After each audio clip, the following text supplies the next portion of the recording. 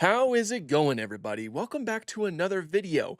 We officially did it. We have crossed the 100,000 subscriber mark.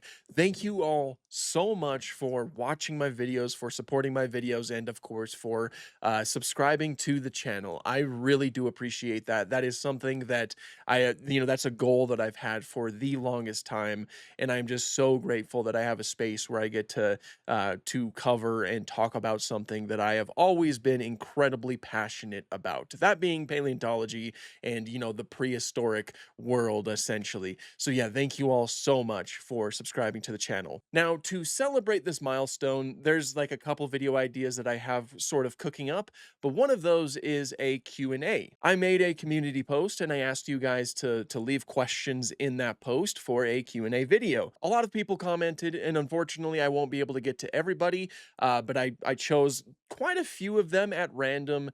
So yeah, this is going to be a fun time overall. So let's just get right into it. First question: have you ever been in a museum from other countries other than the US? And as of right now, I have not, unfortunately.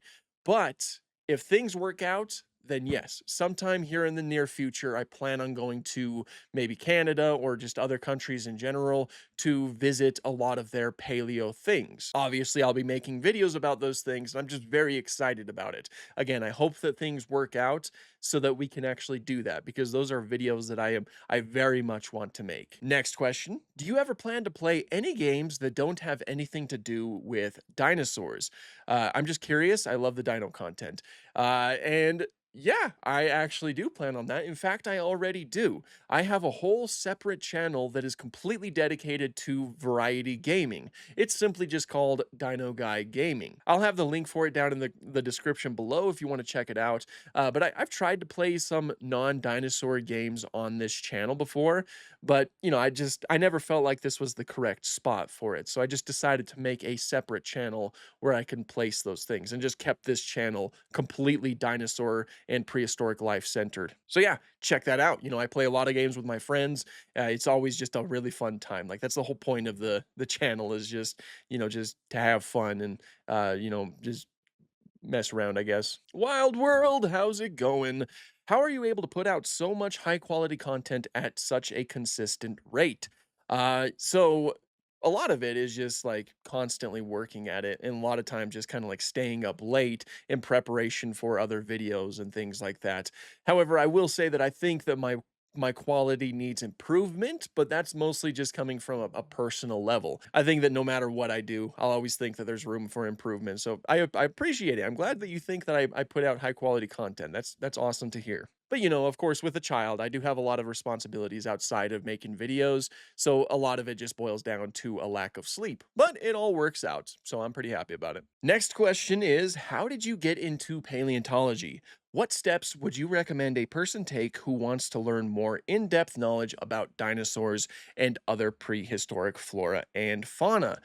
So yeah, some pretty packed questions overall. First of all, I don't know how I developed my interest in paleontology. I was very young when it sort of sparked. I was a dinosaur kid, of course, that simply just never grew out of dinosaurs. I just kept it all the way up until my adult years. Now, as far as becoming a little bit more knowledgeable about it, I recommend reading. I think reading is one of the best ways to just have a better understanding of all of this stuff, because, especially nowadays with Google, it's getting a little bit more difficult to find the correct answers to your questions.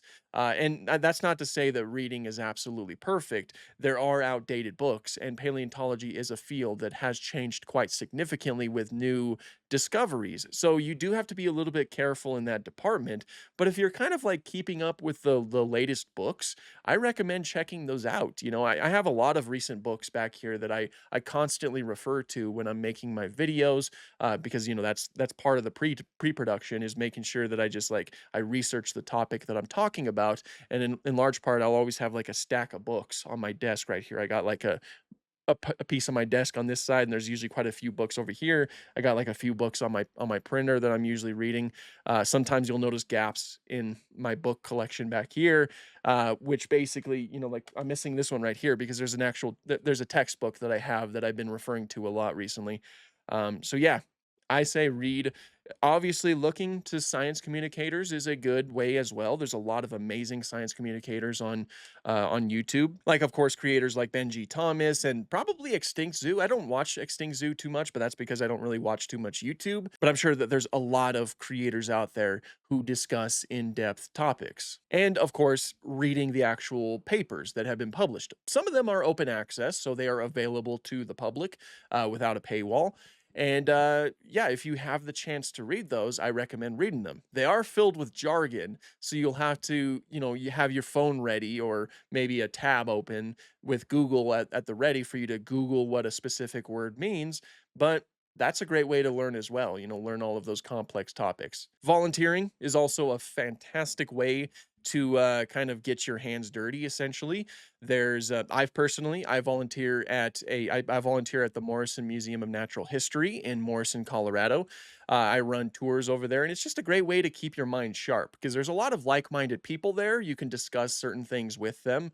And then, of course, there's like training opportunities for you to learn a little bit more about the field as well. That's where I got certified as a paleontology interpreter. So if there's any volunteer programs at nearby museums, then definitely take a crack at that. There's even a lot of times where you can go on digs. Oftentimes you'll have to pay for that, but there's some digs that offer college credits, and there's quite a few options out there if you want to get deeper into the field of paleontology. I could probably go on forever, but those are some of the main ones that I recommend. I should probably stop droning on and just look at the next comment. Next comment reads, are there any other big interests or hobbies in your life? Other fields of science or maybe arts or sports? I can't quite remember whether you've mentioned anything about this. Yeah, I do have other interests in my life. I love wildlife, of course, but that kind of goes hand in hand with dinosaurs.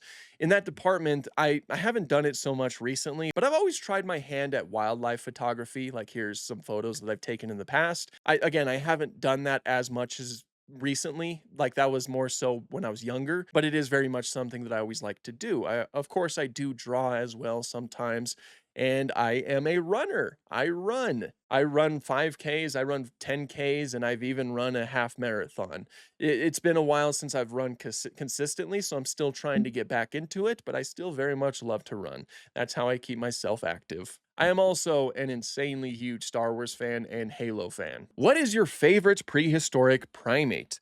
Last question. Should prehistoric planets make a season dedicated to prehistoric humans?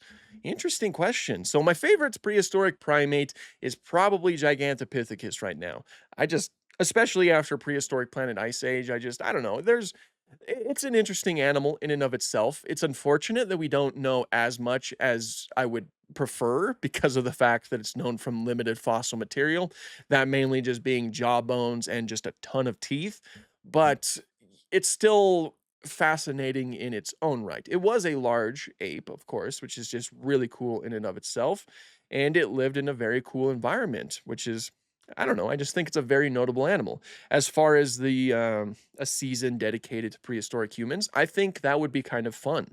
There's probably a lot of aspects you can look at with that with some earlier humans like Australopithecus, for example. So, you would probably still have a reason to have CGI, which, obviously prehistoric planet CGI is amazing. And then maybe you can have it lead up until the modern day with modern day humans. I don't know. Or at least humans that are perceived as a little bit more modern, what we recognize as modern day humans. That could be interesting. I don't know if they would ever do it, but I think it would be fun. Do you have a favorite Permian synapsid?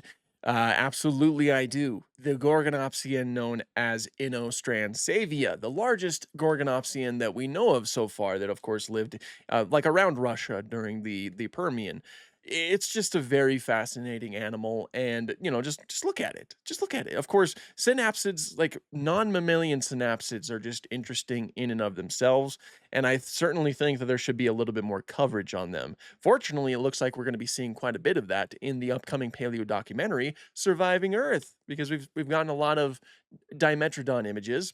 Dimetrodon is also amazing. I noticed that you said that's your favorite, which is a good choice. I love Dimetrodon as well.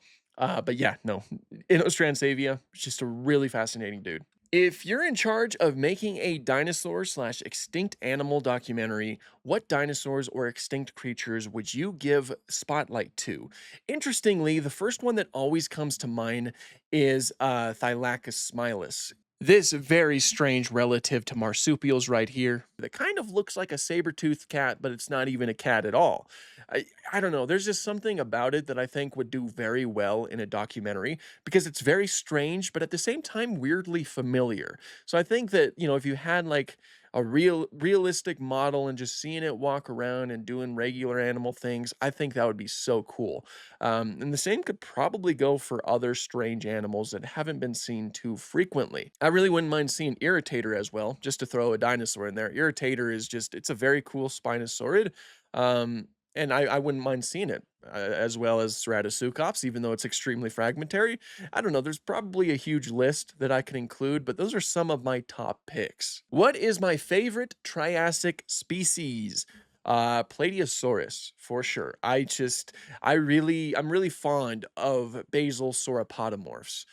Because I just love the way that they look. I don't know what it is about them. They're a lot of them are bipedal, which is different from derived sauropods, which are primarily quadrupedal, and their hands are still essentially basically hands. They even have like huge thumb claws.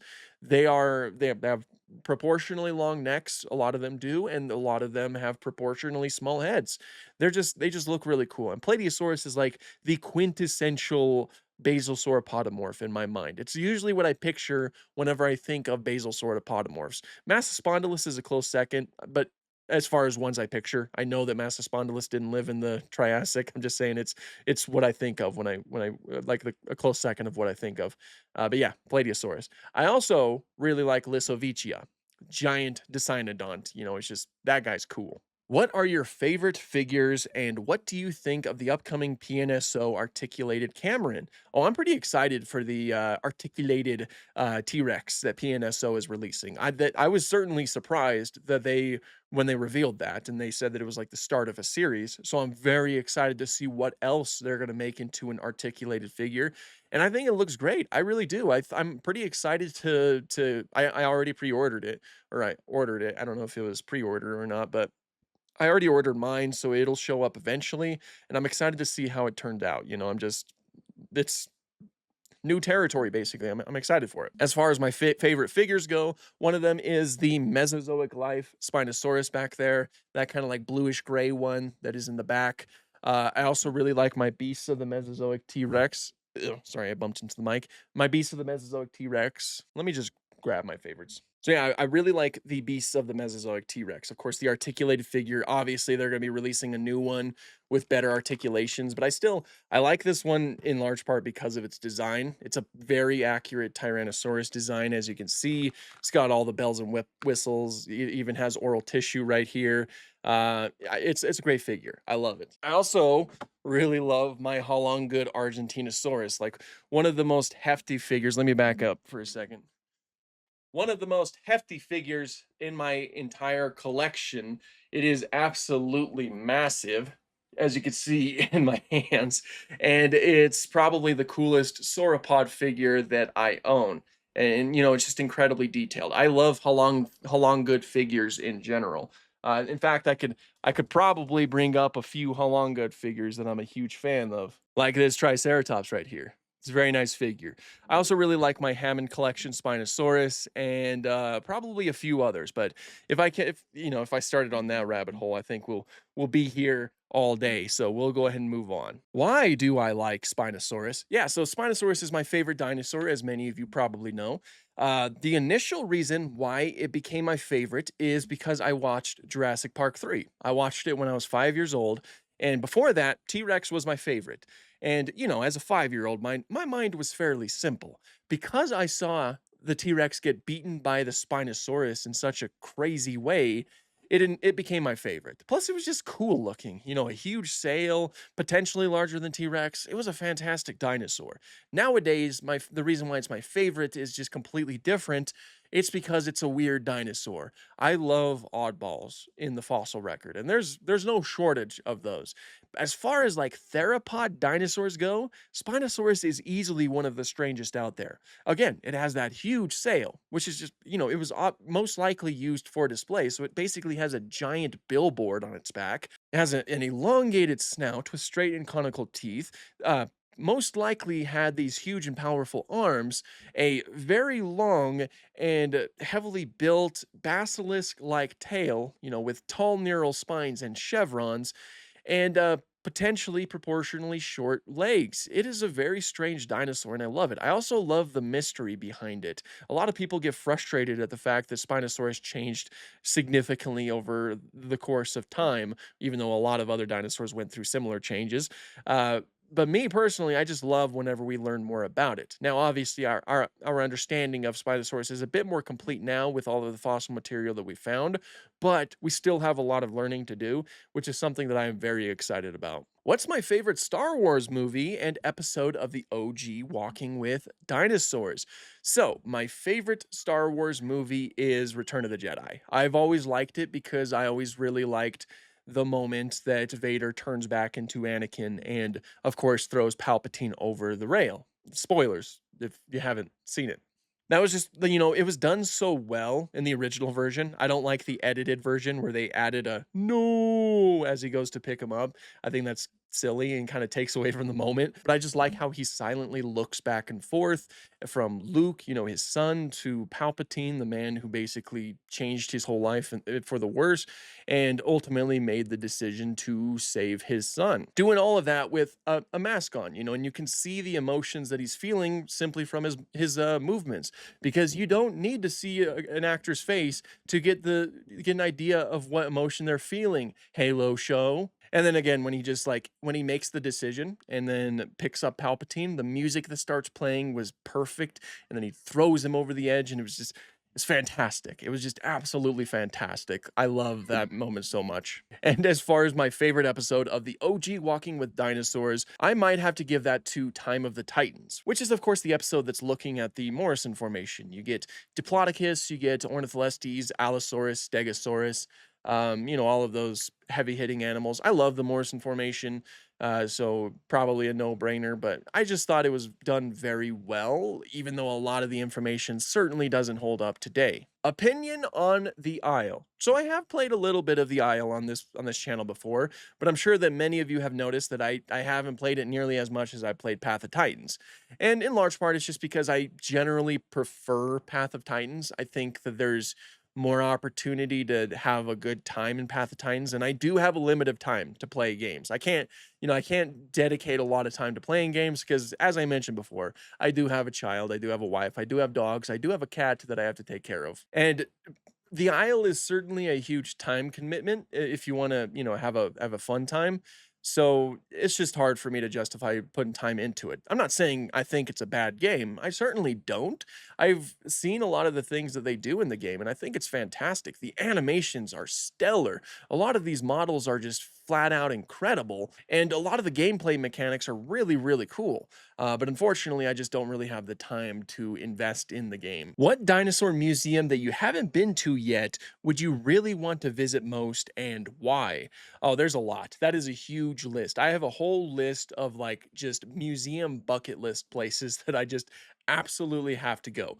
One of those places is the Field Museum, because of course they have Sobek, the Spinosaurus skeleton. Sue is being held there, and there's just so many other amazing exhibits. Fortunately, I'll be able to cross that one off here pretty soon because my wife and I are planning a trip to Chicago here in the near future. We're actually going to be visiting for the Fossil Pokemon event, so it's going to be a lot of fun. So certainly stay tuned for that. Other places include like La Brea. I would love to go to La Brea Tar Pits. Just an amazing fossil site. So many creatures have been found there. That is just a place that I really have to go to. And of course, there's also other museums, like say in Canada, that I would just love to visit. So it's an extensive list, and it's because they have amazing things in them. And last but certainly not least, do you think that hadrosaurs could have been capable of vibrant and distinctive mating rituals, similar to like a penguin giving a rock to a female or an anole waving a colorful dewlap. And I certainly do think that's possible. Behaviors seldom fossilize, they sometimes do. We have some fossils that indicate the animal was doing something in life, but those are very few and far between. And technically speaking, practically any behavior that you can think of for any animal is technically possible on dinosaurs in the past. Where it really gets a little bit more complicated is like if it was likely or plausible, you know. I'd say that it's certainly plausible that hadrosaurs would do something like that. Obviously, you know, it's very much possible that dinosaurs did a lot of behaviors that were similar to modern day birds. What those behaviors were, we don't really know. You know, we do know that some of them did a lecking behavior, which is where they kind of dance around and scratch their feet into the ground. But it doesn't really extend much further than that. So yeah, I wouldn't be surprised if hadrodors. I wouldn't be surprised if hadrosaurs did something similar to that, or did something in the realm of attracting a mate. So yeah, that was the last of the questions. We did go a little bit longer than I had initially intended. Again, so many people left a ton of comments. These were all basically chosen at random. And you guys asked some awesome questions. Now, I am kind of brainstorming other potential video ideas. Someone suggested something in the comments that I thought was really cool that I might attempt to do, but we'll see. I certainly just don't want to just do one video to celebrate this. I'm so happy that we made it to this point. Again, thank you all so much for subscribing to the channel. It really does mean a lot to me. But yeah, that is pretty much all I have for this one. Thank you so much for watching. Don't use Ancient Aliens as a source, and have an awesome day.